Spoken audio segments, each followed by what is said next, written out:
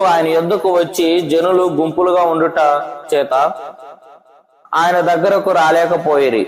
అప్పుడు నీ తల్లియు నీ సహోదరులు నిన్ను చూడగోరి వెలుపల నిల్చున్నారని ఎవరో ఆయనకు తెలియజేసిరి. అందుకు ఆయన దేవుని వాక్యము విని దాని ప్రకారము జరిగించు వారే వీరే నా తల్లియు నా సహోదరులు అని వారితో చెప్పాను.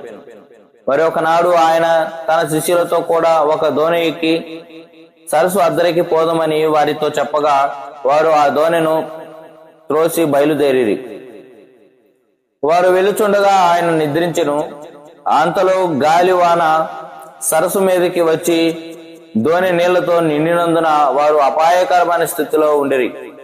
కనుక ఆయన యొద్దకు వచ్చి ప్రభువా ప్రభువా నశించిపోవచ్చున్నామని చెప్పి ఆయనను లేపిరి. ఆయన లేచి గాలిని నీటి పొంగును గద్దింపగానే అవి అణిగి నిర్మలమాయెను. అప్పుడు ఆయన మీ విశ్వాసం ఎక్కడా అని వారితో అనెను. అయితే వారు భయపడి ఆయన గాలికిని నీళ్లకును ఆజ్ఞాపింపగా అవి లోబడుచున్నవే, ఈయన ఎవరో అని ఒకనితో ఒకడు చెప్పుకొని ఆశ్చర్యపడిరి. వారు గలిలయకు ఎదురుగా ఉండు గెరసనీల దేశమునకు వచ్చిరి. ఆయన ఒడ్డున దిగినప్పుడు ఆ ఊరివాడొకడు ఆయన యొద్దకు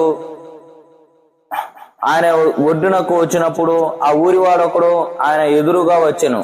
వాడు దెయ్యములు పట్టిన వాడై బహుకాలము నుండి బట్టలు కట్టుకొనక సమాధుల్లోనే గాని ఇంటిలో ఉండువాడు కాడు.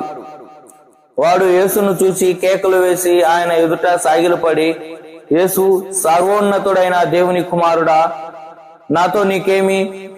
నన్ను బాధింపకమని నిన్ను వేడుకొనుచున్నానని కేకలు వేసి చెప్పెను. ఎలా అనగా ఆ మనుషుల్ని విడిచి వెలుపలికి రమ్మని ఆ అపవిత్రాత్మకు ఆజ్ఞాపించెను.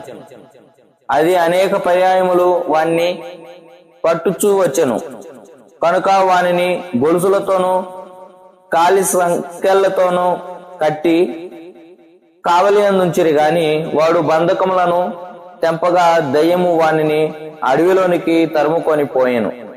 యేసు నీ పేరేమని వాణ్ణి అడుగుగా చాలా దయ్యములు వానిలో చొచ్చి ఉండెను. గనుక వారు తన పేరు సేన అని చెప్పి పాతాళంలోనికి పోవుటకు తమకు ఆజ్ఞాపింపవద్దని ఆయనను వేడుకొనెను.